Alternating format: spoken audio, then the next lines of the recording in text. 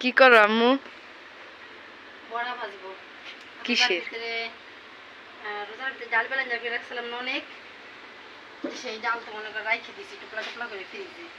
সেই রোজার ভিতরে ছোলাও সেদ্ধ করা রয়েছে অনেক ফ্রিজে, 5-6 টুকলা মনে রয়েছে। তার এই ডাল রয়েছে, ডাল বেশি রয়েছে, আজকে 1 টুকলা বাইর করছি।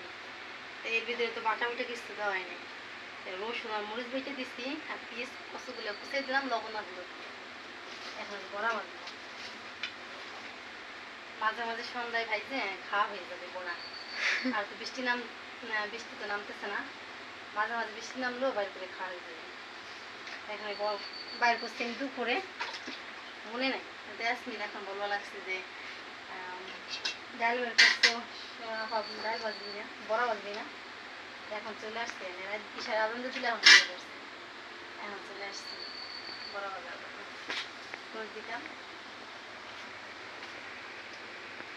তেল লাগে যাবে দেশি মেলা, এই ভাজা পুরো এক কথা খাই না, তেল লাগে। দেশি তেলের অনেক দাম, আমার কথা খাইলে আমার গ্যাসে মানে ভাজ।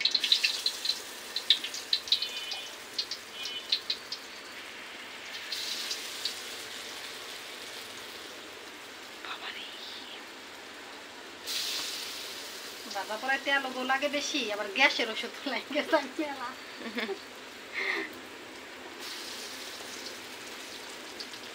যাদের গ্যাসের সমস্যা তারা একটু কম কম খাবে। না খাইতে পারি না, তুমি তো ওরকম, কিন্তু আর অন্য মানুষরা তো ওরকম না। আমি বড়া ভাজাটা অনেক ভালো খাই, সামলাতে পারি না আমি।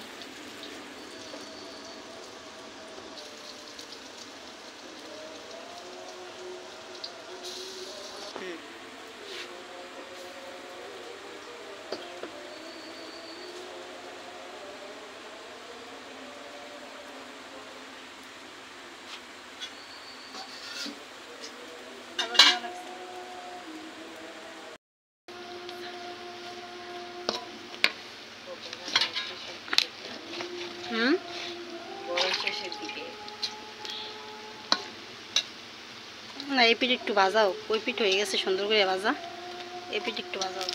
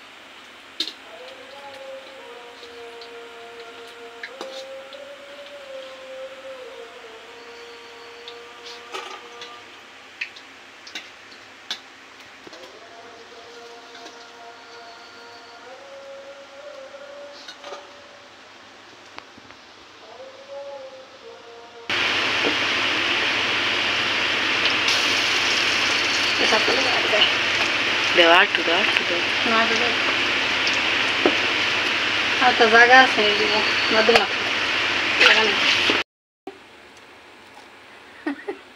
গরম ভালো লাগতো।